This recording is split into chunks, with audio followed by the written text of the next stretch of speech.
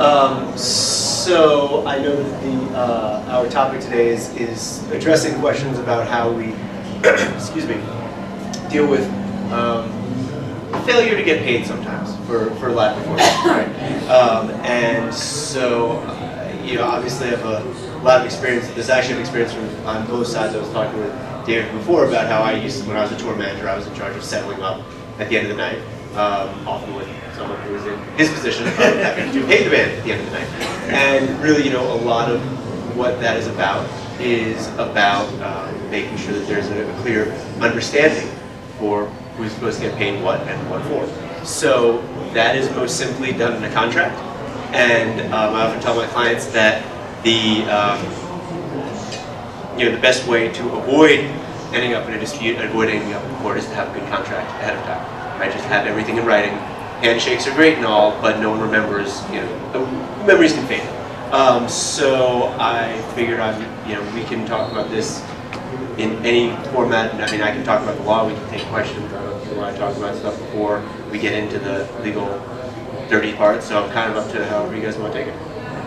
How about if I'll introduce what I know about this, and then we'll go with Annette, and then we'll get into the more specifics. Sounds great. I guess. Sounds Is that okay, Barb? Yeah. Okay. Okay, so I worked for 7 years at Herman's Hideaway, and one of my jobs was to pay the bands at the end of the night. And so I was on the opposite side of where he is, and it's interesting, some bands would have a contract, and the more high level the band was, the more intricate that contract would be. But local bands on a local level, just playing for the ticket deal, they didn't usually have a contract, and frankly the venue didn't want to have a contract with them. A lot of times I didn't know what to pay the band until the end of the night, and I called up the boss and said, okay, this is how many people came in, this is how much money I got, looks like the bar is doing okay or not, and then he'd tell me what to pay. Other venues I know were different. But most of the time, it was, if there was an issue, it was a misunderstanding or a miscommunication. A lot of times, certainly I wasn't the one who booked any of the bands in there, so I don't know what the deal was from the venue side. And but a lot of times, the venue booking person is dealing with either a booking agency or somebody who's just a booking guy who's not in the band. He's not there that night. Yeah, and it's certainly not the tour manager. Yeah, so neither of the people who made the agreement are there, and so sometimes it's tricky to figure out what the actual deal is supposed to be. So I'll leave it at that. What I do is I'm kind of get stuck in between what they do. So I'm kind of like the middle child. And so I hear from the venues, and I hear from the musicians that maybe haven't gotten paid, or like any type of disagreement or argument between musicians and venues, or contracts, or written contracts, even the verbal contracts, or the ones that are made on a handshake. And so there's always again, I guess it boils down to miscommunication or no communication, or just misunderstandings. Usually it can get resolved, but it takes a lot of back and forth of he said, she said.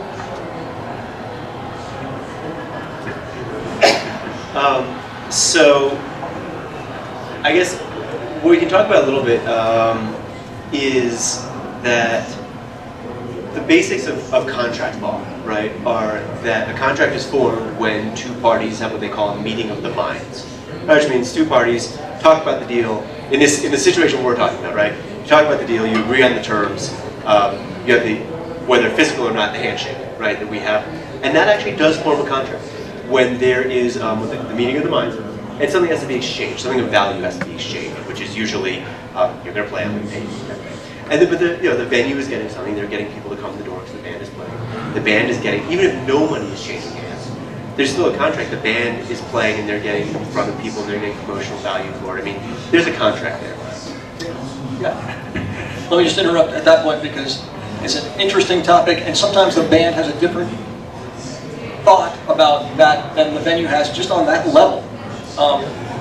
The venue owners I am most familiar with, okay, say a band has to cancel at the last minute. They've promoted, they've got people coming in with their tickets and whatnot, but for whatever reason, they don't perform.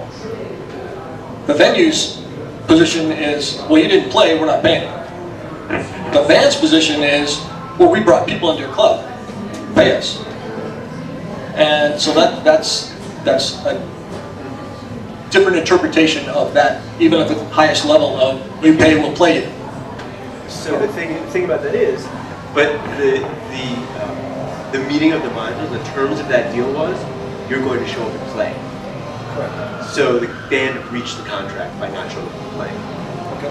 So if you don't play, you're not getting paid. well, again, so here's the thing. You can break it down to the most simple. You're going to sell your car. I'm going to buy your car. You say $10,000. I say fine. I say Saturday. You say great. We shake hands. We have a contract. So, and then if you show up with a horse, I'm not going to give you the $10,000, right? So, very basic. I don't mean to be glib, okay? But we're talking about the legal theory of it, right? And the legal theory, I consider wax philosophic. It doesn't really help us when you play a game and you pay. But just to understand, because one of the things is that I guess the point of saying this is that verbal contracts are legally enforceable to a point, right? And what's interesting is a part of the law that's crucial to music is copyright, which we could talk about separately. Copyright is one of the few areas of the law where it actually does have to be in writing. So if you're going to, so for example, to transfer of a copyright, you're going to sell someone rights to a piece of land. That actually does have to be in writing. Sale of a piece of property, buying or selling a house, you need a deed, that has to be in writing. But for the most part, the law allows for a contract. Now, I'm still going to sit here and tell you everything should always be in writing. Every agreement for a gig, every agreement to sit in as a sideman on a recording, I mean, whatever it is with your, with the engineer and whatever it is, everything should be in writing because I'm a lawyer, right? And people come to me when things go wrong, and the first thing I say is, "Do you have a contract?" Right? So I guess So yes, there's verbal contracts are enforceable. However, in these situations, having a written contract is always going to be the best case scenario. And it doesn't have to be complex. That's the other thing. Actually, I brought Barb had sent me a booking agreement that she had gotten from some agency, and it was actually a great example. I don't say it's a great example of what not to do, but it was chock full of what we call legalese, right? The legal mumbo jumbo, the heretofores and the where art thous and all that type of stuff that you don't need to make a legal contract. Now, there is a reason we have legalese, and that's because that's the way the courts write things, and that's the way the history of of a lot of jurisprudence is done. But if you walk into court with, there's actually one of the things you learn the first few days of law school is this case where there was a contract written on a bar napkin, and that contract was enforceable. Right, so because it had the meeting of the minds, it had that consideration, that exchange of something of value. It was not for a gig, but still. So I actually did bring with me a very, very basic contract that I'm happy to pass around so we can kind of talk about it, if that would be helpful. I don't know if that's what I want to do right now, but... Explain it. Yeah, for sure. Just stack it. Yep. Now, here's one thing about... I got it. So, here's one thing about this contract. First of all, you didn't get it from me, right? Because you're not my client, so I didn't write a contract for you, right? Because I can only write contracts for my clients. But the thing about this, I use this contract. I teach entertainment law at DU Law School, and I use this as an example for they're law students. They're not in practice. They don't, so this is just a basic example of this is how we can make a contract on it, right? And the thing is, you'll see on the front page. All it has is the basics, right? Who's playing? When are you playing? How long are you going to play for? Where are you going to play? What's the ticket? It's so basic, but just having these basic things written down with a signature at the bottom, if something goes wrong, you've got something to go on. And you're going to have, and I'll tell you something, what happens is, again, the first question I ask is always, is there a contract? Well, the same things, if the artist comes to me and says, I didn't get paid and I want to go after the venue, and that certainly happens with my artist. If I call that venue's lawyer, or if the venue goes to their lawyer, the first thing that lawyer is going to say is there a contract, right? So it's on both sides. And it doesn't have to be complicated. So just the basic stuff. Now, I think one of the most important things, though, is the compensation agreed upon, right? Because there's a very small box there, okay? That, and that's for a flat, if it's just going to be a flat guarantee with no back end, sure, it's $1,000, whatever it is. Deals, as you guys know, get a lot more complicated than this, based on ticket sales, based on bar sales, based on who knows what. So that's why I said this is a very basic contract that I wouldn't encourage you to use, but it's a good example of what we can talk about as far as what's important. And by the way, please ask questions, because I don't want to just sit here and listen. None of us want to sit here and listen to ourselves talk all night, right? So, I think one thing actually, this may, when I was tour managing, we always ask for a guarantee, deposit, right? Because you're touring. It's one thing, sure, if it's a pain in the butt to go down, to go across town to play a gig. It's a much bigger pain in the butt to go across the country. But either way, getting a deposit is a good faith act that shows that both parties are in, right? And so if there is a guarantee, if there's a set amount of money that's going to be exchanged regardless, then I would always ask for a deposit. Again, this is not legal advice, right? This is just the way, and I know there's a big difference between, playing the Ogden or the Bluebird versus playing Herman's versus playing a coffee shop, and I know it varies, right? But I'm just, as a general, I would always ask for a deposit, because the worst thing these days, right? And if you're gonna, bust your hump getting out there and setting up your gear, I'd like to have something up front. So that's just me. And if the gig goes wrong, you at least know you're going to get half. Yeah, but what is the question? Right. One of the things that I run into with people when I ask them, do you have a contract? A lot of times I hear the word no, but a lot of times I hear the word yes, and I say, can you send it to me? Oh, well, I don't have a copy of it. The venue has it, or my booking agent has it. I don't have a copy of it. I'm like, well, can you get a copy of it? Well, I don't know. I guess I could ask them. I don't know if they'll give me one. It's like, I would say that would be, from my experience in dealing with people, that one of the most important things is if you sign a contract with somebody, you need to have a copy of that specific contract. And bring it to the gig, because if there's a question right there, I can't tell you, well, it didn't happen often because there weren't very many contracts with the bands I paid, but if there was a misunderstanding or disagreement and they said, hey, I've got a contract, I'm like, well, show it to me, and they did, and I says, oh, okay, then it's like, end of discussion, here's your money, that short circuits everything. Now, let me ask you this, if a band is dealing with, a local venue that doesn't want to deal with a fancy written contract, can they just write in an email, this is what I understand the agreement to be, and if they get a response that says yes, is that adequate? I mean, it's certainly better than nothing, right? It's certainly better than saying, oh, we talked about it on the phone, because ultimately, here's the thing. Ultimately, I can promise you don't want to go to court, right? It's a pain, and it's expensive, and it's time consuming. But ultimately, a lot of the things that we talk about, that I talk about, are if you had to go to court, blank, right? If you had to go to court, it'd be better to have a contract. If you don't have a contract, would you have to go to court? It'd be good to have an email. If you don't have an email, but yeah, so it's certainly better than nothing. But the thing is, you can take that contract and take a picture of it with your cell phone, right? There you have a copy. It's there's some very simple things you can do, but you're absolutely right, bringing a copy with you and having it there. And I think one of the tough things that you also brought up is when there's multiple players involved, right? Because you have an agent or you have a talent buyer, and if neither of them are there, that's why we need to have it right. There's a lot of details that get, the bigger the gig, the more complex the deal, the more details there are, right? About hospitality or rooms or all sorts of things, opening bands. And again, you want all that stuff written down to the extent that's possible. So, one of the,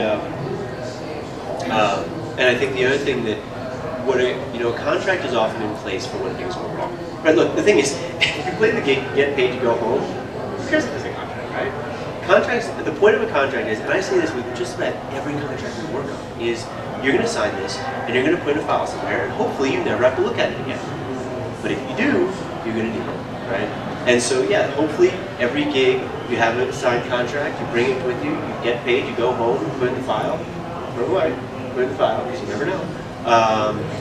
And go on to the next, right? And that's the same thing, with band agreements, right? I mean, frequently helping my clients, just form a band agreement. There's 4 guys in the band. Do you all own it equally? Does one guy write all the songs? Does he own the copyrights? Who owns the masters? Who owns the publishing? All this type of stuff, right? And hopefully, that's a much more complex agreement, right, than just this. And hopefully, you all sign that agreement, you put it in a file somewhere, and you never look at it again. But one guy decides to leave the band, he asks for a bunch of money, blah, blah, well then it's in the contract, and you've got something to go.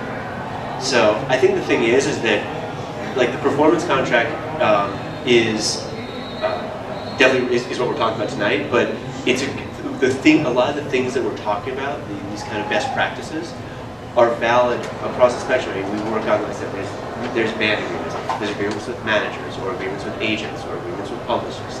There's the agreement with, if you're hiring someone to play on your album, we need an agreement with them. There's record deals, publishing deals, all these things, right? And, I mean, they need to be in writing. In one way or another. It doesn't have to be super complex. There are times when someone says, I've got this recording contract, it's 1.5 pages long. I'm a little worried, right? That's not long enough, right? Because there's going to be more in there that doesn't have to be there. But a lot of times it doesn't have to be crazy difficult. It just has to cover the bases. My question: where can you find There's a lot of football going on. Okay, it might be a simple question, but where can you find a musical-oriented lawyer? A musical-oriented lawyer. Yeah. Dave. Here's the thing. So a lot of what I do, I can say I'm an entertainment lawyer. I like to say I do law for the creative arts, but I'm an entertainment lawyer in the sense I do TV and film and music. And honestly, I'm a contracts lawyer. I'm an intellectual property lawyer, because what we're dealing with is copyrights and trademarks. That's intellectual property. Actually, Barb, do you want to hand this? I brought this. Yeah, I'm brand new to the. No, that is a totally legit question. Actually, so this handout is just kind of a standard, what I often talk about when we're not so now focused. But anyway, so it's just someone who understands the business. How do you charge someone who can call for advice without being by the minute? Right. So lawyers do charge by the hour generally. I do it on a project basis a lot of times. I'll say, look, this is what it is. I mean, sometimes, look, if we're negotiating something and it could take a day, a month, or a year, yeah, it's going to be by the hour because I don't know how many hours it's going to take. Right. When it's, hey, could you write this performance contract for me? It'll be like a Flat fee, sure. But here's the thing, is when you're hiring a lawyer, you're hiring someone to provide a service. Just like you're hiring someone to paint your house, or be your doctor, or fix your car, and you have the right to interview them, to ask them their rates, to ask them their practice, whatever it is. That's why, every time I talk, if someone comes in my door, I'm going to say, it actually says on here, free consultation, right? I'm always happy to talk to them because I'm not going to charge you if you don't want to hire me. So that's my view on that. Okay, so what about hiring an attorney who's not specifically into entertainment law? You set me up? Here's the thing. I think that basic contract, sure. The stuff that I'm talking about the meeting of the minds and the consideration, every lawyer knows that. The problem is that a lawyer who doesn't know the industry isn't going to know the industry standards. Isn't going to know. And for something like a performance, sure. It's not that complex, right? There's ticket sales, there's bar sales, whatever. There's merch. The stuff on here is pretty basic. But what can be a difficult situation is if you ask someone who doesn't understand the recording industry to look at a recording contract, and that recording contract says, has some, I don't even know what kind of outlandish terms we could throw out there, a royalty rate of 3%, right? If he doesn't know that you should be getting 12 to 15% on an exclusive recording contract in a major label type situation, then you're not getting good representation. Yeah, yeah, recoup. I mean, yeah. So I think that's the thing. Is one of the things is, the legal profession is very specialized these days, right? And so if one of my clients comes to me and says, I'm leasing an office space. Here's the commercial lease. Would you review it? No, because I'm not a real estate lawyer, but I've got a friend who is, and I'll send you his way. So I think, again, if you talk to someone and you interview them, see if they understand your particular business, whatever that business is. Where's our like Walmart where you can find just everything? It's just like if we go to There are general practitioners in small towns still, but it's a hard thing to do. There are very big law firms that have hundreds of lawyers, and they tend to cover all the bases. give me a private, are you part of a firm? Or? I am part of a firm, but it's my own firm, and I'm the only lawyer. I've got paralegals, but I'm the only lawyer because lawyers are not that fun to do business. But there's a lot of options out there, for sure. And like I said, you got the opportunity to look at everybody. So. I have a question. Yes, ma'am. Personally, I haven't had any trouble getting paid at gigs around Denver. So I'm wondering how present is the problem in this market, and for where it does exist, do you see any commonalities in types of situations? Like, does it tend to be the real tiny payouts, like we're fighting over $20, or does it tend to be it's just a misunderstanding or miscommunication, or does it tend to be a certain, I don't know, neighborhood or venue, or and I'm not looking for names necessarily. Like, tell me who doesn't pay. Right. No, I'm just curious because I haven't had trouble getting paid. So the question was, so what are the oftentimes, where does this happen? Where do people not get paid? Actually, I'm going to let it know. You've talked to people, right? People call? So what have you seen? Yeah, for you that came in a little bit later, sometimes I'm your first stop before you go to an attorney. If you're in combo, you can give me a call, and sometimes I can resolve it before you have to get to an attorney level. But just some examples that I've had people that have gone to venues, even had a contract, and then the venue just flat out says, I'm not going to pay. I'm not paying. You didn't bring in 100 people tonight. There was nobody here, so I'm not paying you. But we had a deal, you were going to give my band $300 or whatever. Well, yeah, but I was thinking that was because you were going to bring in all these people. Well, you never said that. Well, that's the way it is. You're not getting any money. So that happens. So I don't know if you have a lot of people show up at your shows, or if you discuss, No. do you discuss having pay no matter what? I mean, what I find is a lot of musicians do not feel comfortable talking about money, right, to venues. It's just uncomfortable for them to bring up the discussion of, this is how much I want to get paid. I can't tell you how many people are like, well, we told them they could give us $100 and a beer tab. It's like, is that what you wanted? Well, not really. Or we would just take what came in the door. Okay, so you made $6 for the night for your whole band, right? That's what happens. But I've had other places like, I don't know if I should say names, but for example, like the Colorado Ballet. I had somebody play an instrument there for the ballet, which was a big deal.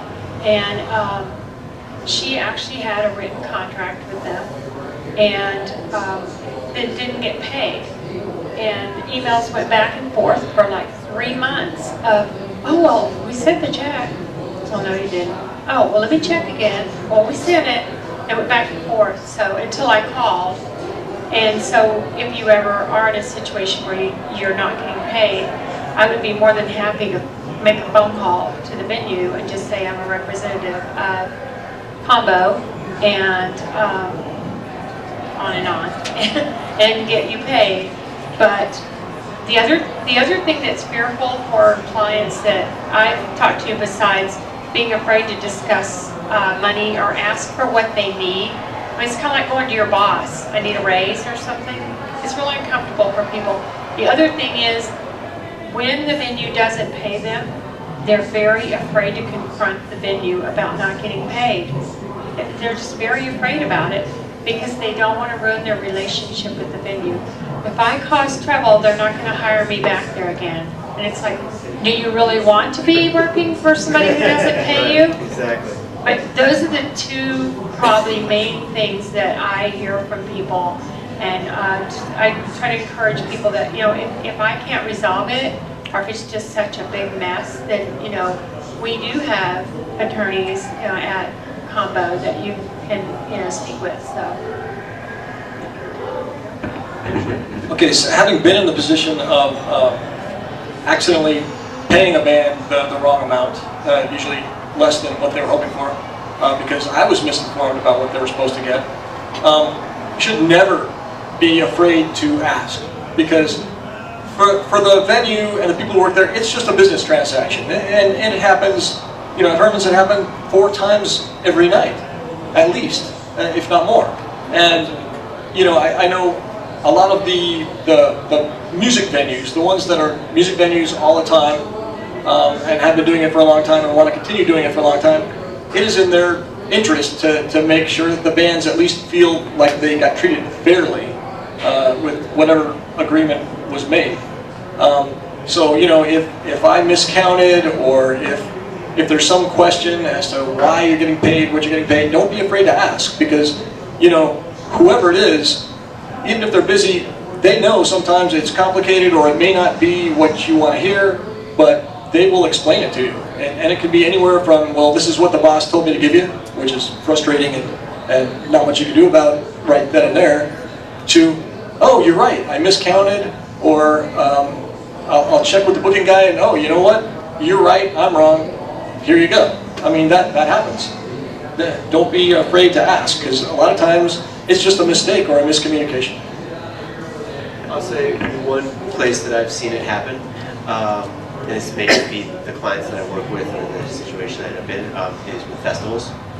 Festivals lay out, or, you know, they don't do it every night. They don't pay 4 times a night. And it's such a crapshoot where if it rains, they're screwed, right? People buy tickets in advance.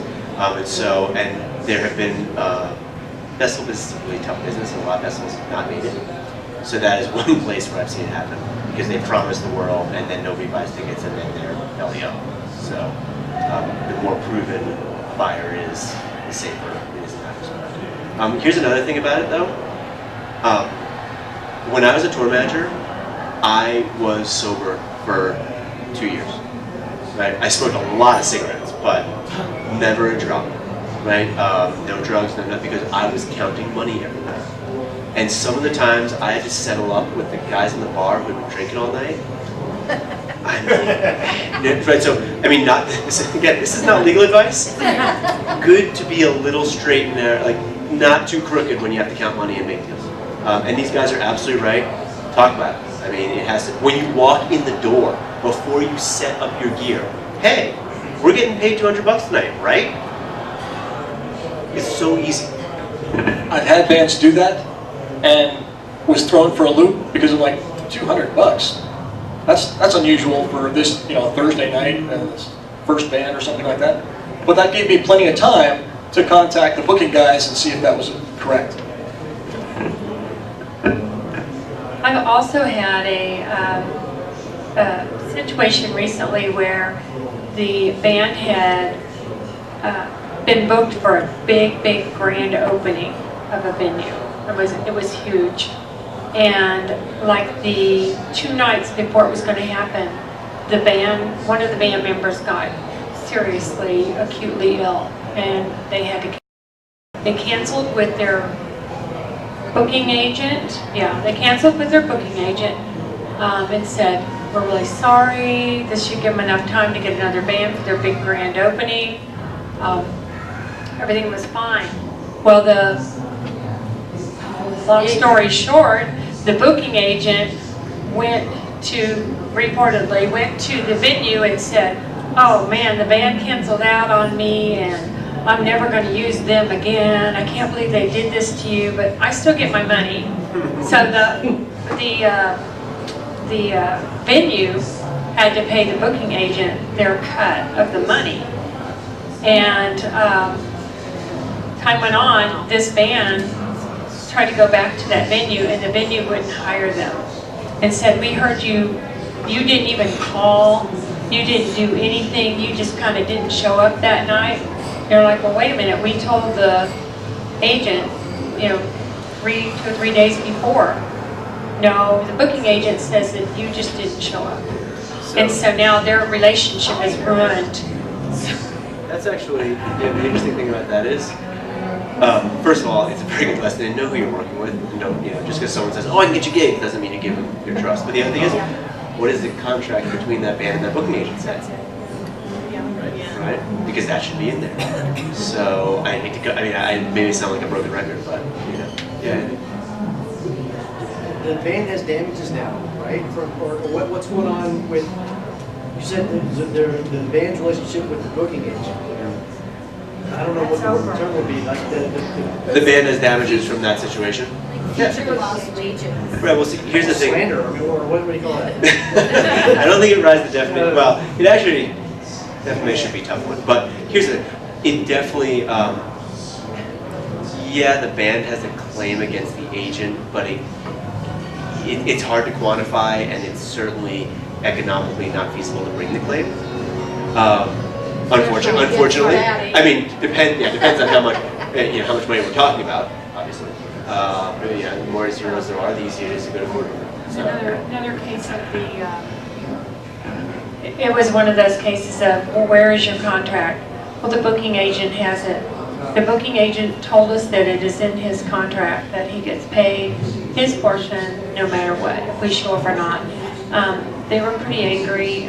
They did call the manager at the bar and say, we're really sorry. We really did call him. And they're like, well, he books all of our shows. We can't ruin our relationship with him just to hire you as a band. So they tried to agree to do a free show for the club. And I was like, you're just making it deeper and worse. So, keep it. Let's talk about some ways, if you've got an issue and you don't get it handled right there at the venue at the end of the night, what's the best approach? First, what's the wrong approach is go on Facebook and badmouth the club. Okay, you got a story on that one? This one we're talking about. Okay. That can be effective. I've seen it be very effective, but at the same time, you may be burning bridges. If you badmouth the venue all over the internet or wherever, they may not ever want to deal with you again. Well, and how likely are they going to pay you more? Right? You said you owe me a bunch of money, and now you can badmouth them after you get paid. Right? But badmouthing them and then saying, I just slandered you on the internet, now pay me. Right? It's probably not the best plan. But what to do if there's a disagreement? It obviously depends on what the disagreement is, right? I think the thing is, everyone has their own way of dealing with things and way of dealing with people. A lot of what I do is deal with people.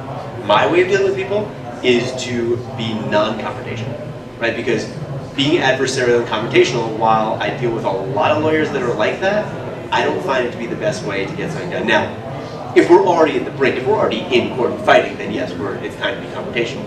But up until that point, if you're trying to make a deal, if you're trying to get things done, and especially if you want something from the other person, calling them bad names is the best way to do it. If the conclusion is this is not going to get settled tonight, that we got to talk to the guys who aren't here who made this deal.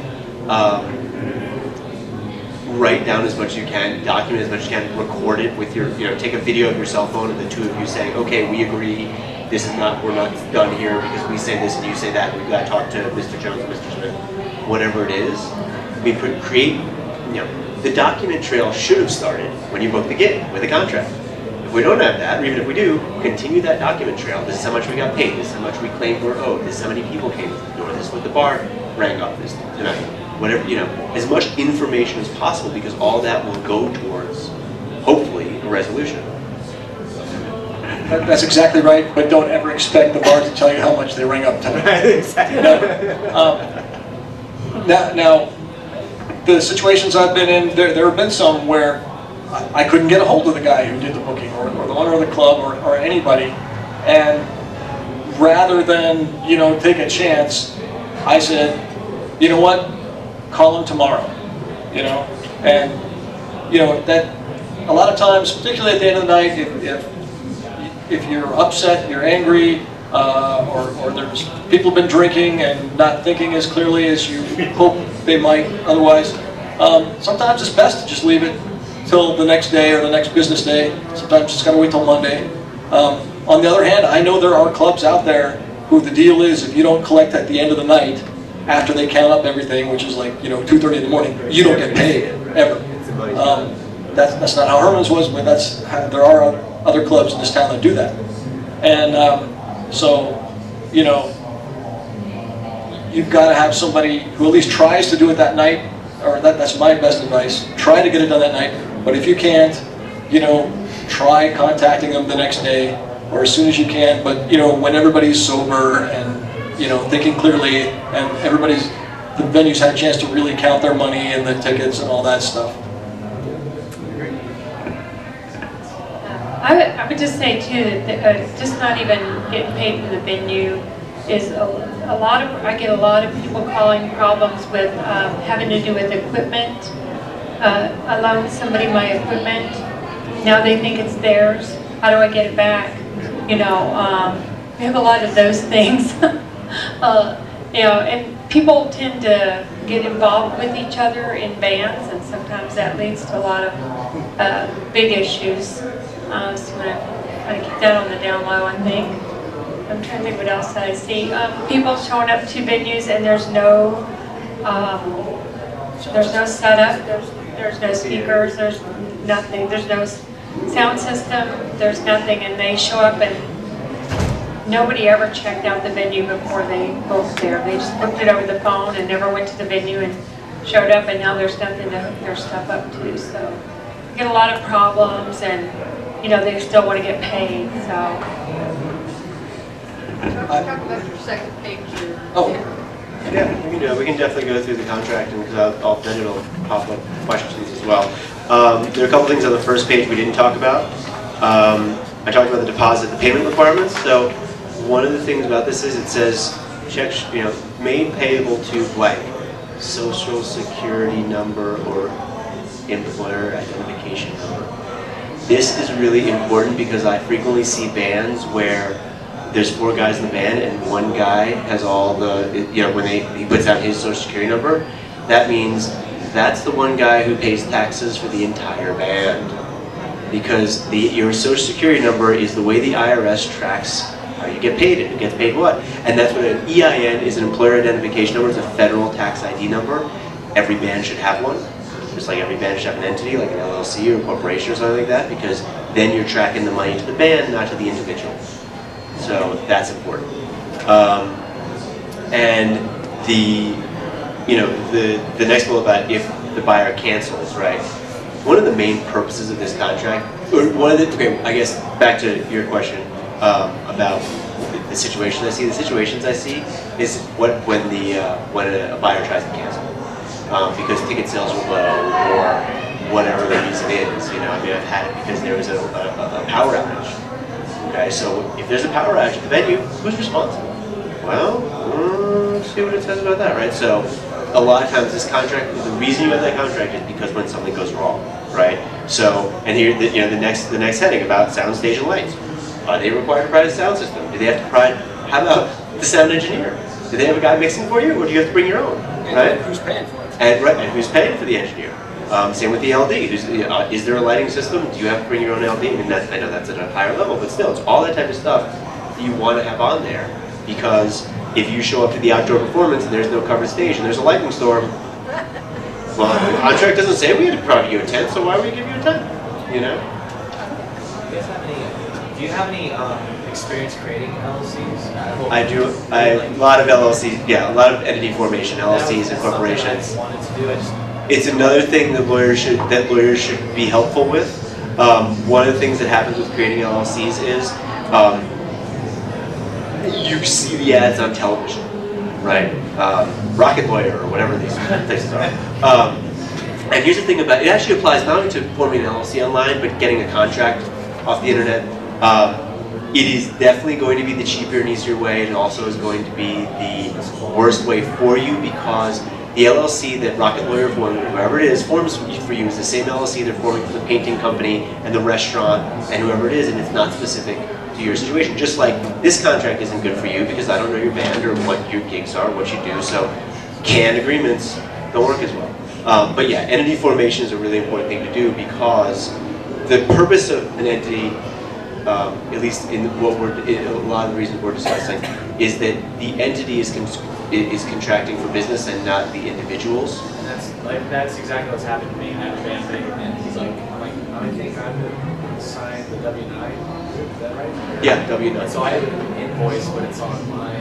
Yeah, if you sign a W-9 for a venue, then they're paid, and they tell the IRS, what's your name? Patrick. Patrick. So the IRS, the venue says to the IRS, we paid Patrick last night, not we paid the band, and the IRS says, Patrick, you owe me taxes, And then not the band. I can't have a separate entity to go, my band may pay, you need to pay this much for the taxes. So this is all internal to the band, right? So if you have an entity, and you have a band agreement, and you have an EIN for the band, all that type of stuff, that and how you guys would deal with that. But remember that the entity has to pay taxes. So it does get more complicated. It would be separate though, so you can see, because I'd only sign that with money coming from our entertainment. It wouldn't be personal. Right, it's not personal. Exactly. Yeah, that comes up a lot, because part of my job when I paid the bands, I was also asked to have them fill out a thing with either a social security number or an EIN number and an address and phone number and the name and all that, which is enough money to steal somebody, or information to steal somebody's identification. And they had me get the bands write it on this little slip of paper that they Xeroxed off on the back and cut badly. It's sort of embarrassing. I'm like, you got to sign this before I give you the money. And I always felt uncomfortable with that, and bands that absolutely, I had a few absolutely refused to put down their social security number, and I'm like, you know what? That's okay, because we're only paying you $50 tonight, and it's going to amount to $600 over the course of the year, so that's okay. But if I knew it was a band that was going to get $600 either right there or over the course of the year, I'm like, you know what? That's okay, but sooner or later, the venue owner is going to call you, or one of his representatives is going to call you and ask you for that information, and you can work it out with him. So don't be afraid to refuse that, but know that sooner or later you're going to have to give it up if it goes over that amount. I mean, a lot of it is just about running a business. And if the venue's running a good business, they're keeping track of this, and if the band is running a business, they're keeping track of it. What was that amount? So $600 a year. If the payment is less than $600 over a year, then you don't have to report it. For a particular venue. Right, from one venue. So but the same thing is that if my client is paying me less than $600 a year, then there's no, that's the same thing. It's for a payment. Again, the IRS is trying to keep track of who gets paid what, so they can charge you taxes for it. If it's less than $600, an independent contractor, a W-9 and a 1099, not W-2 is employee, W-9 is independent contractor, W-9 with 1099, less than $600 a year. By the way, I'm not an accountant, I'm not a tax attorney, but this is the basics. Then it's not going to matter because you don't have to report it. So they keep that separate? Right, the thing is that, so one of the purposes of having a band entity is to separate the individuals from business, the entity, right? And it's important with taxes, it's also important with liability, right? So when something, if someone slips and falls at your show, cracks their head on the floor, and goes to the hospital and wants to sue, they're going to sue the venue, and they're going to sue the folks who clean the floor, and they're going to sue you. They're going to sue everybody they can. And if they sue you, I want them to sue, you want them to sue your entity and not you personally, right? Because if your entity is responsible, then your entity is the one on the hook. If you're personally responsible, then they come after you personally, which means your house and your car and your bank account, whatever else they get their hands on. So having an LLC or a corporation that provides it provides a liability shield, essentially. The other thing I'll say is that there's a lot more to running, to having an entity, a legal, like that liability shield between the person and the entity. It's more than just having a piece of paper. But there's certain, practices you have to upkeep in order to maintain the stability of that liability shield. Like requirements. So it's a lot of documentation, a lot of just papering things, making sure things are written down, Is that something I can talk to you? Would that be okay, so that'd be a... Yeah, I do. So the other thing that's on that front page is about the merch.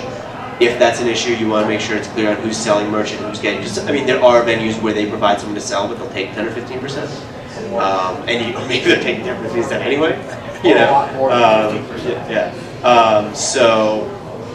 Another kind of deal point. But a lot of the stuff that's on the second page, again, it's really situation specific. So I hesitate to try and make it fit every situation. But the breach of contract stuff, again, this is about what the contract's about, which is what if something goes wrong? What if they don't pay you? That's a breach of contract. If you don't show up, that's a breach of contract. If you say the contract says you're paid 2 hours and you play 1 hour and 45 minutes, it's a breach of contract. Now, maybe there's a reason. Maybe the power went out.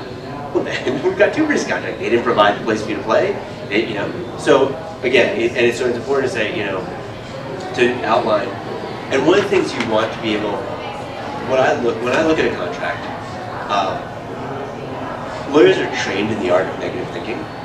Okay, it's my job to think about all the things that could possibly go wrong, which is why I'm throwing out power outages and things like this. Because first of all, I've seen it happen, and second of all, when I read a contract, I'm going through. I'm thinking about, okay, what happens if? What happens if? What happens if? And is it in the contract? Does the contract answer the question? What happens if? Number 2 about the independent contractor. That is a tax issue, right? Because, well, it's a number of issues. One thing is tax issue. They're not going to withhold taxes like wages, FICA, and Social Security and stuff because you're just an independent contractor. Unemployment. Yes, we definitely have. That's a whole other night, right? Talking about independent contractor agreements. Yeah, good. So I've definitely dealt with a lot of that. Indemnity insurance. There are venues that are going to ask the band to have insurance. I certainly, if I'm representing a band, I want to make sure that the venue has insurance.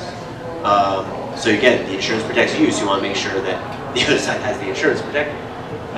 Again, that may not be relevant to your situation. A lot of these venues are may not have a $1 million policy because that's. Yeah, but look what happened to Greenwood.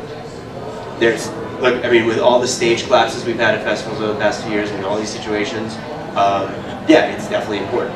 And the indemnification is is a fairly complicated legal theory.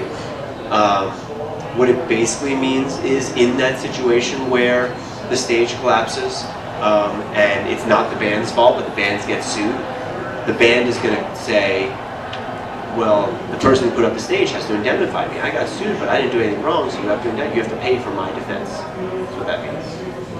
Hopefully you never have to deal with it, but indemnity can be really, really important. I know a lot of times we think about, it's a small venue, it's a small gig, but a small venue can have a big fire, and things like that happen. And again, I know worst case scenario guy, but that's why we have contracts.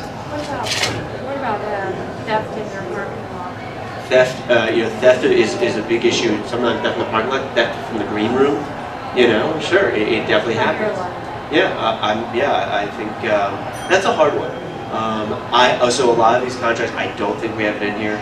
A lot of a performance we would say the venue must provide a green room that is lockable, right? Is private or you want to get a big res, has a security guard, must provide safe safe parking for the van, things like that definitely go in contracts. So it's something to think about. If that's important to you, absolutely think about it because we definitely. Unfortunately, there's way too many stories of vans getting broken into, trailers getting stolen. Do not leave your trailer unlocked ever. It's and I don't mean locking the door. I mean locking the trailer to the van. Steal the whole trailer. Yeah, that's what happens. They come and just unhook the trailer, they drive off with the trailer. And it happens way too often. And here's I hate to say, I can't put that in the contract. Right? If you park in the motel parking lot and don't lock your trailer to your van. Good luck going out to the motel for it, but there you're not going to get it. So a lot of this, honestly, I know it sounds crazy. It's just about being smart. And it's about thinking about when things go wrong, right? And hearing all those worst case scenarios. But being smart. I mean, I definitely have had. You know, I was hanging out with some friends who played a gig in Swallow Hill, which I definitely don't think of as a horrible neighborhood. You know, but we went out to Gennaro's for pizza afterwards, and they were like, you know, we got to put the band somewhere safer. We can't leave it out on Broadway. I'm like, I get it. Totally. Your livelihood is in there, so you got to be smart about it. Yeah. I just want to talk about that for a minute because, you know, we've had, when I was working at the club, people would break into, or people would, no, people would get into the green room, and, you know, it's like bands would invite all their friends or these hot girls they met at the bar or whatever down into the green room, and you'd have like 50 people that nobody knew who they were down there, and then stuff would go missing. Yeah, big shock. I mean, I've walked into that green room and seen all sorts of things that were, you know, bad, if not entirely illegal, and some of them were entirely illegal. But what happens in the green room is it's not like Vegas. It, you know, It doesn't stay in the green room. it does not stay in the green room sometimes. And, you know, if you're doing something in the green room that is patently or illegal, the venue may not want you there. And they can, I have actually got an example, not at Herman's, but a different club. A band played a gig in Lodo, and they were smoking pot out back in the alley. And this was before any of the medical marijuana or anything. And the owner of the venue was looking for an excuse. So he saw them out there smoking pot, and he fired them. He told them to leave before they were even done with their, they had another set to play, and refused to pay them. And that's when it got ugly. But, you know, it's like, he did that because they were doing something illegal on his property. And you don't want to do that. I also see the equipment loss on here. You've got a thing for, you know, like if the club damages your equipment. I actually told my guys never touch any band's gear, because if you drop it and break it, there's going to be an issue. But sometimes the band would break venue equipment. You know, we'd have a backline stuff, and they'd like jump up and down on the bass drum, and it's like, oh God, I hope that does break. But you know, and it more likely it was a microphone getting swung around and was smacked, and you know, fortunately they're pretty durable, but you know, mic stands would get busted all the time, and then when settling up at the end of the night, I'd have to say, oh, and we're taking back $50 because you guys busted that mic stand. And you know, I think one of the interesting things about that is that, where is that in the contract? You broke my mic stand, I'm taking $50. They can argue, and perfectly reasonable. I can't imagine any judge that would not agree with you on that, right? But if it's not there, it's a hard thing because, and trust me, I am not used to seeing backline agreements, right? It just says go provide backline. And it says what we'll provide, and that's all there is to it. It doesn't say much more than it doesn't say what's going to be, you know, what happens if something happens to the backline, but it should. Because it happens. Stuff happens in the back. So.